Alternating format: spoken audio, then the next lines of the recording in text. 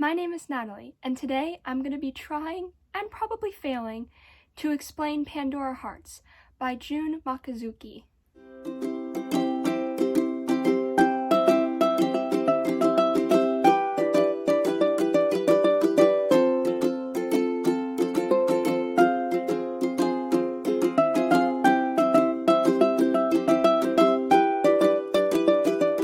Noticed in recent videos, I have a growing collection of artwork to this side of me. At the top, you might have noticed that I have started drawing some pictures that are in black and white, and then the new one up there that you probably can see. They're all from Pandora Hearts, and I feel like it wouldn't be right if I didn't explain how I got into Pandora Hearts. Pandora Hearts is a manga. I've never read of one of those before, and I also don't own the books. I actually read it in a different way. I didn't read my own copy of it. As you see behind me, I usually have a copy of the book with me when I'm talking about it, but for this book, I don't have a physical copy. I was recommended to it by a friend, and I am so glad that I actually read it. It was a great recommendation, so thank you. Manga's a little bit different than other books because it's told through pictures. It's one of the oldest kinds of cartoon type of books that exist, and they originate in Japan. They're a little different from comic books in that they're more realistic to the society and that they're more individualized, I would say, and more complex. It's not the classic superhero going to go do something or something like that. There's a story and backstories and a lot that you need to discover throughout the series of books. Usually it's many books written over many years. In the case of Pandora Hearts, it was written over 9 years, which is crazy to think about. The story is told through little tiny boxes that go from right to left and from the back of the book to the front of the book. If you read it in any other way, you're going to be pretty confused. I didn't know how to read it at the very beginning, and my friend kind of had to walk me through it. But once I kept reading, I got used to that kind of style of reading and was obsessed with it by the end.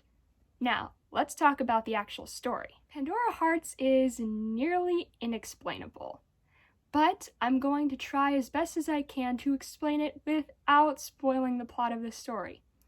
Essentially, it is one of the most confusing books I have ever read, but I wouldn't let that stop anyone from reading it. It's one of the most amazing things I've ever read, and I've read a lot of books.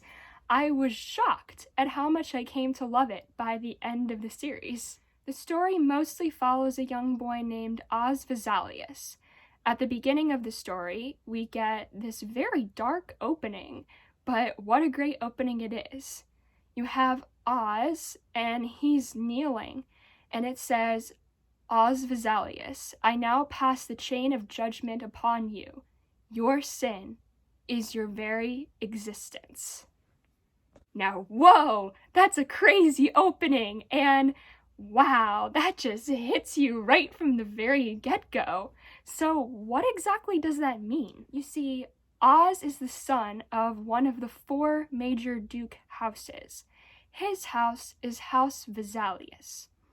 In this house, he is going to be going to his coming-of-age ceremony, where he will be made the next duke of the Vesalius household. This means that he will be taking on the abilities and the responsibilities of the dukedom. There are 3 other duke houses, but in this video, I really won't be talking about them because they're more important to the side plots of the story than the main plot of the story. I'll explain a little bit later.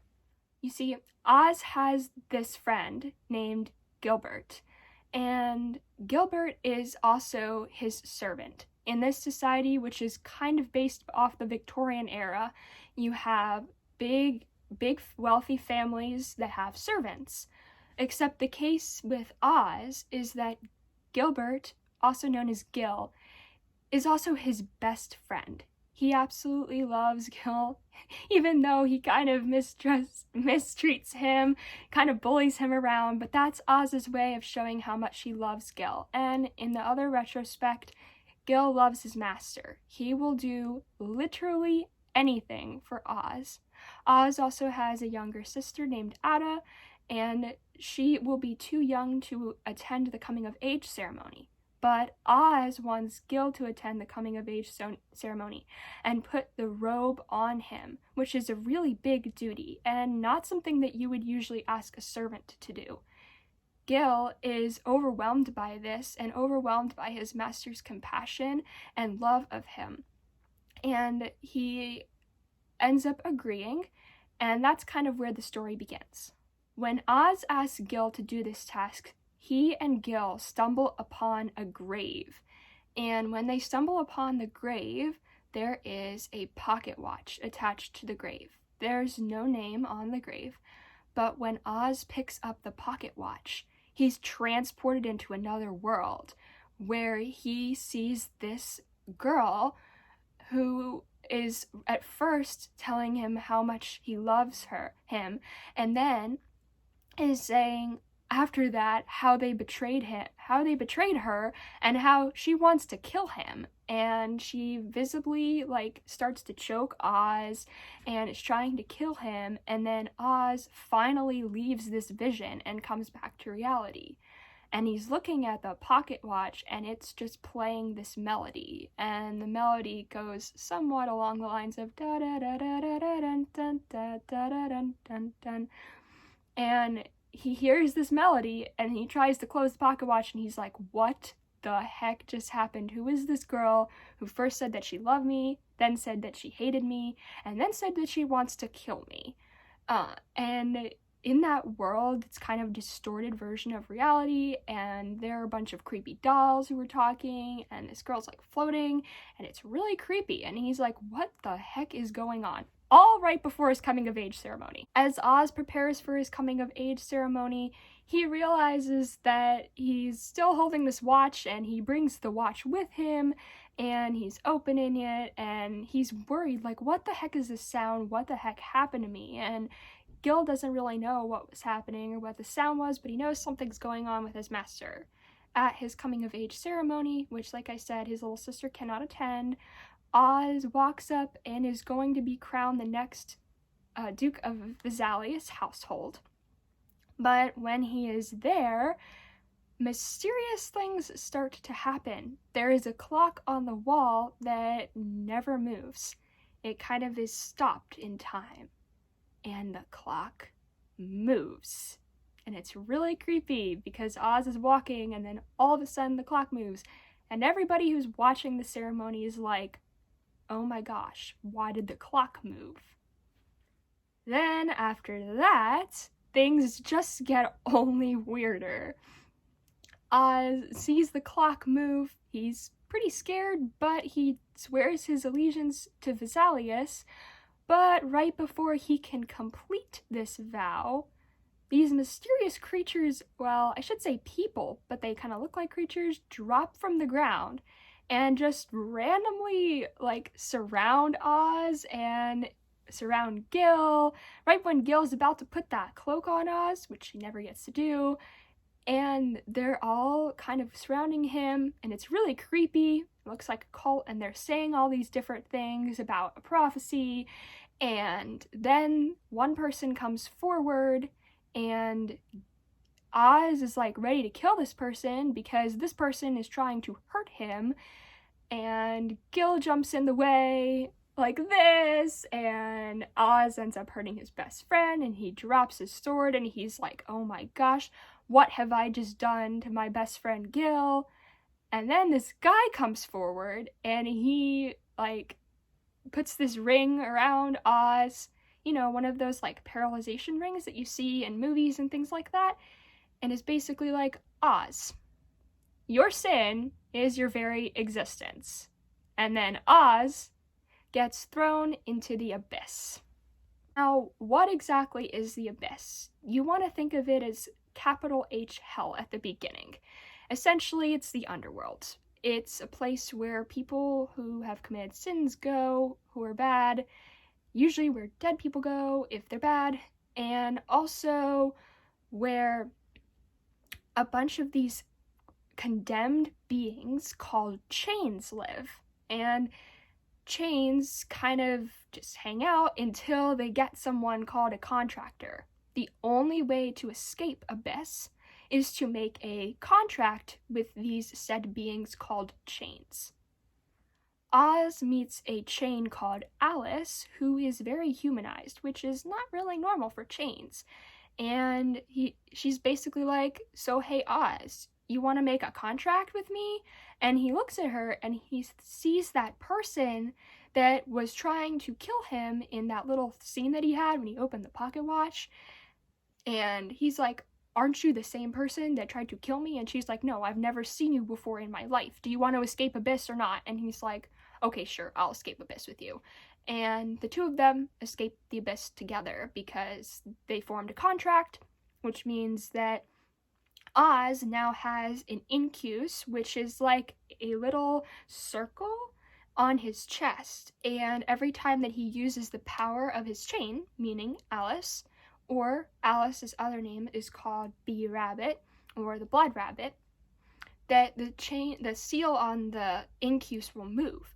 And when the incus runs out and the clock has fully gone around in a circle, Oz will be cast into the Abyss forever and will essentially die. So that is kind of their situation. Oz is brought back into the earth and he's like, okay, cool, I've got this chain, we escaped. And he learns kind of slowly that 10 years have passed since he was on Earth. And so a lot of things have happened since he was there, and he has to kind of fill in those details. But it gets more complicated than that. Most of the story revolves around Oz trying to figure out why his sin is his very existence. And that's kind of where the main plotline comes into this kind of story. But the tricky thing about the plotline is you basically can't say anything without spoiling it.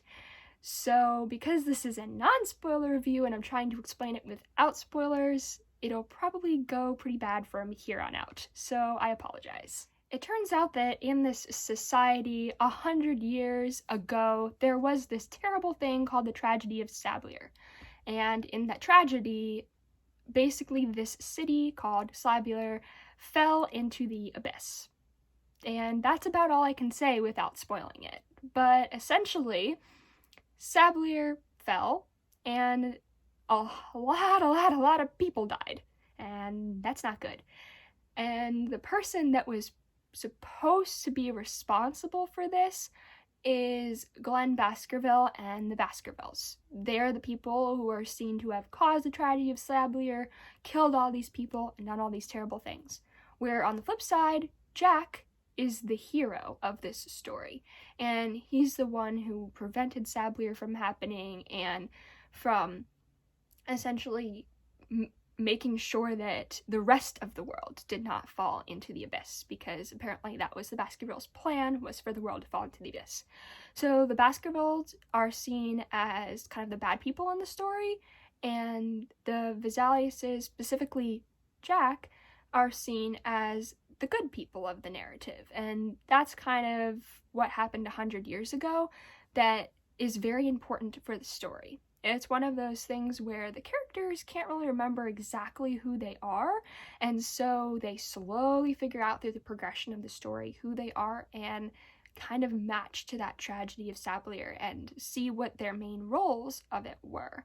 And that's kind of the main plotline, that Oz is trying to figure out about what his sin is and why it's his very existence. It all is tied into that plotline, tied into Jack, but I can't really talk more about it because it'll spoil it, which is very, very hard to do, and I hope that's a good explanation so far. Anyway, Alice turns out that humanized chains are not really a thing, and apparently they're pretty weird, and they don't happen often. They're not a commonality.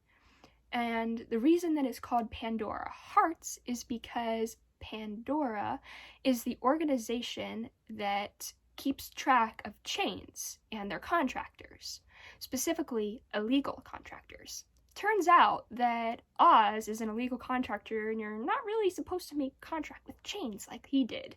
There's a specific process that you have to go through, which I also can't talk about because it's really prevalent to the plot, but there's a specific way to do it, and Oz didn't do that. So he's an illegal contractor, and he's in a lot of trouble with this organization called Pandora.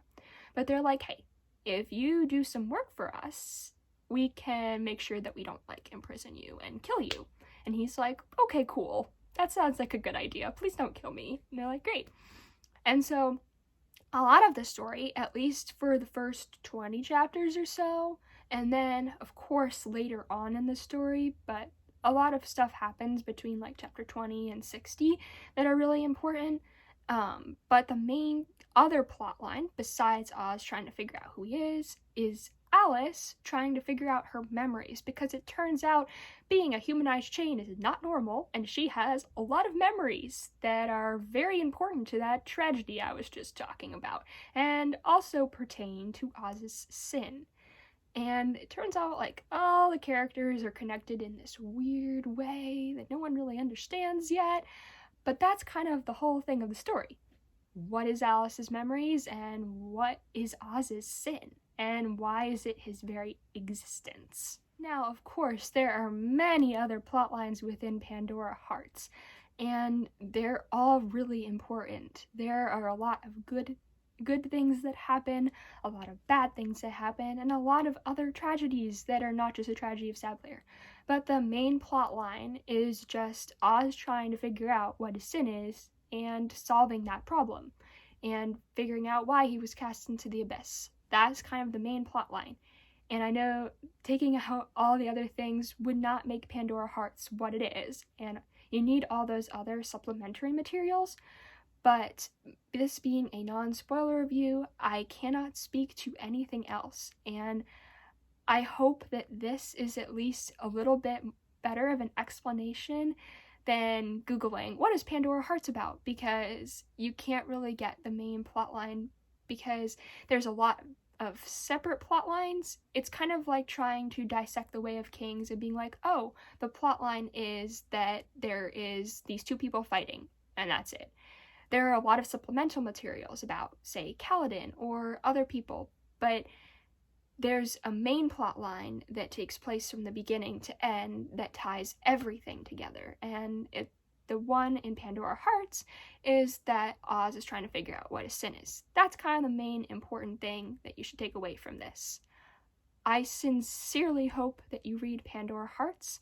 It is absolutely incredible. The artwork is amazing.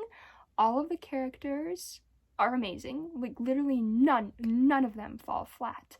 There are so many great ones, from Oz to Gil to even Zerx, he's amazing, to Alice, to all the other Pandora people, and then a bunch of characters that you'll meet later, and just learning about everyone's backstory is the craziest thing ever. And it's just really cool to see how it all fits together, and the ending is totally worth it. Don't give up just because it's confusing at the beginning. I swear once chapter 20 hits, you'll love it from then on out. So please read Pandora Hearts, leave your comments below, like and subscribe, and I'll see you guys. Bye!